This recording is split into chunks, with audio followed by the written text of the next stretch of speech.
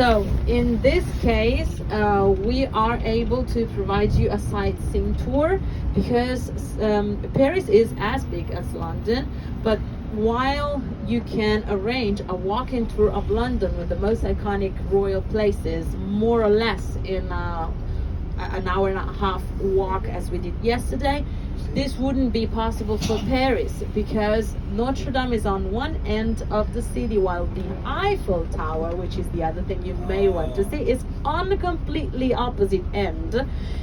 Walking is definitely too much, almost impossible. Okay, so we will have a fantastic overview today with our local guide.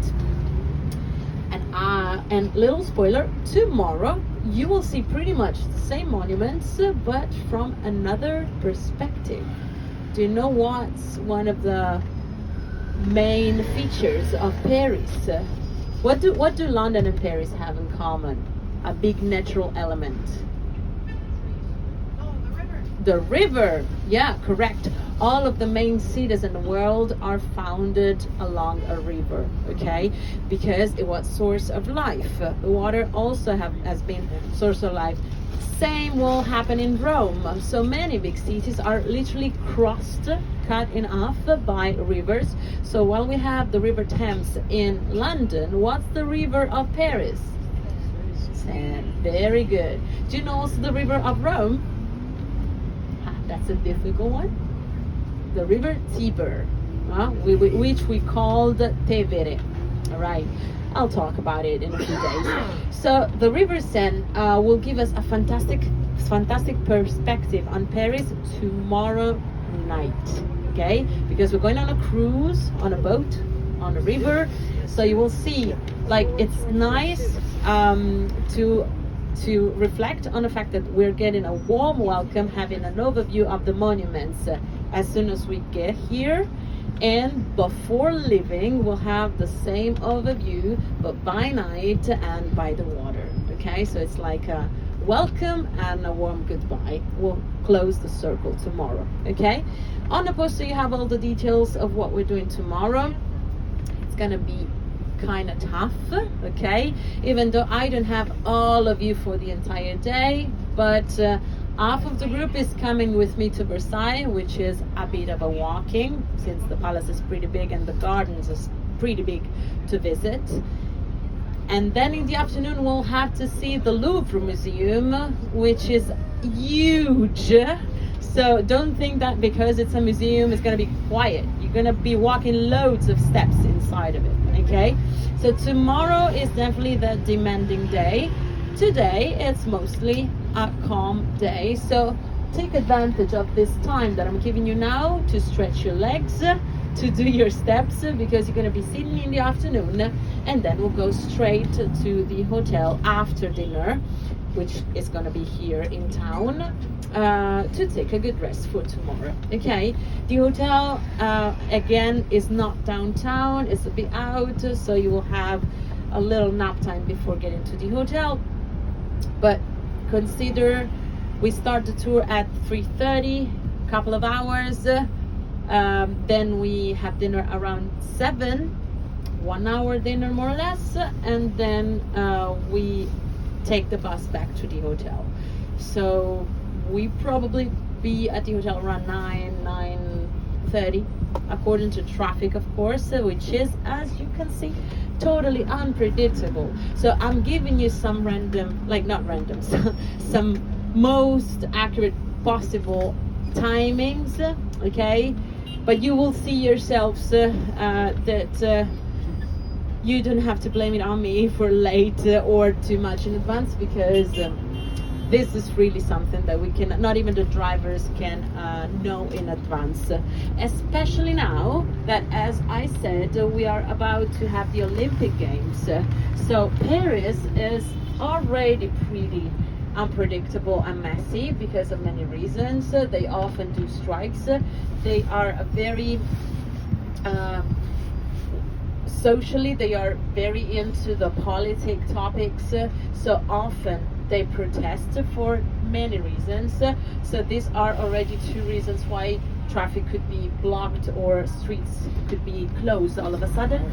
Plus now we have also all of the events for the upcoming Olympics. So we really don't know till the very same day which road will lead us to the places, but that's why we will move in advance a little bit. We will take advantage of the timing if we arrive earlier. Otherwise, we'll be right in time in the places. But for sure, we'll get you where you have to be taken. Okay? All right. So, a couple of suggestions about the Latin quarters. You will have the feeling to be in a district, you feel like you're in Paris because you see all the vibes, the passion, cool people around, the music, all you may think about France and Paris, you will find it here. But also like the famous people walking with a bread loaf under their armpits with no paper, yeah, all the things, you're gonna see them.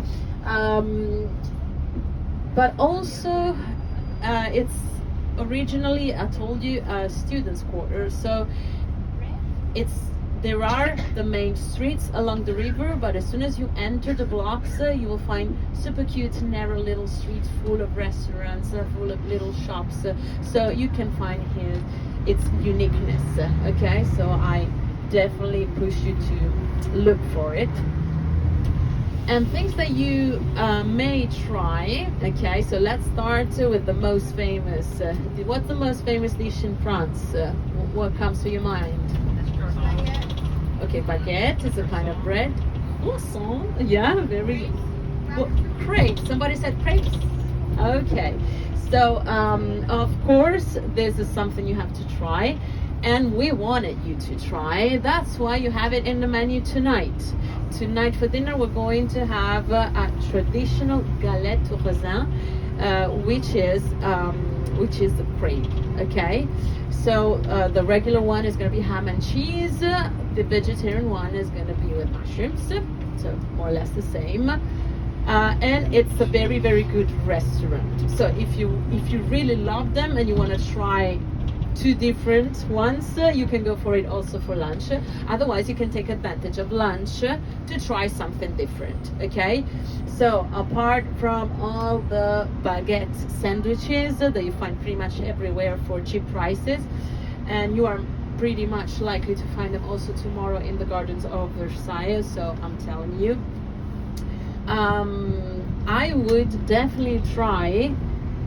Well, I'm not talking to Riley because this is very cheesy, but you should try croque monsieur, which is a sort of toast. Okay, so imagine two slices of soft toast bread. In between of it, you have a layer of bechamel, ham and cheese, more bechamel and cheese on top. Okay, and this is the monsieur, which means Mr. Toast. Okay, croque monsieur. Then you have croque madame, which is Mrs. So what do Mrs. What do ladies have extra, like more than the men? Vegetables? What? Vegetables? No. I do. This is a bad joke. Eggs. Huevos. Tenemos los huevos. Vale. So, croque madame is the same, but with eggs on top, right? Even more decadent and indulgent. Very good. So this is something that I definitely. I'm sorry, my humor is getting better. I mean, black British humor is a thing, but as soon as I get close to home and I get confident with you guys, beware. All right,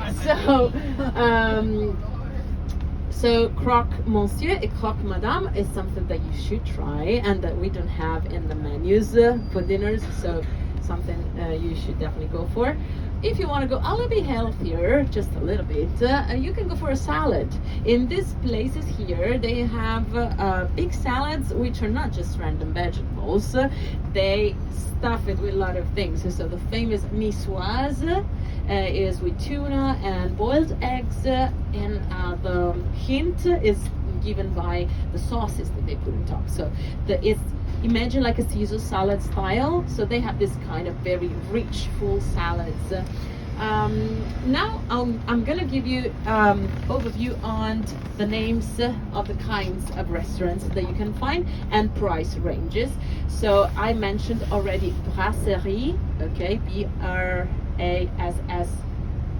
BRASSERIE, which means like informal restaurant. So it's a typical place where people go to have a light lunch. That could be a salad, a baguette, even a crepe or omelette, for example. It's also very typical. So this kind of light stuff. Also, you may find more complex dishes such as a cutlet or a fillet sometimes.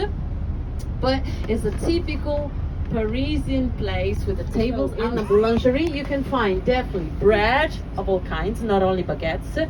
Normally you find also stuffed baguettes, so sandwiches, and you can find croissants, and in some of them you can also find some pastries. Okay, so instead, if you want to seek for sweetness, you go straight to a pâtisserie, which is pastry shop. Okay, some bakeries do both, so it could be boulangerie, pâtisserie, Louvre Museum. Okay, so if you don't find macarons around, keep this in mind, because tomorrow, right after your visit, you may have a little break and try Ladurée macarons, which are just fantastic. Number one, in my opinion, is the original one, which is bitter almonds. Number one flavor. Then you can try. They have every year they come up with a new flavor.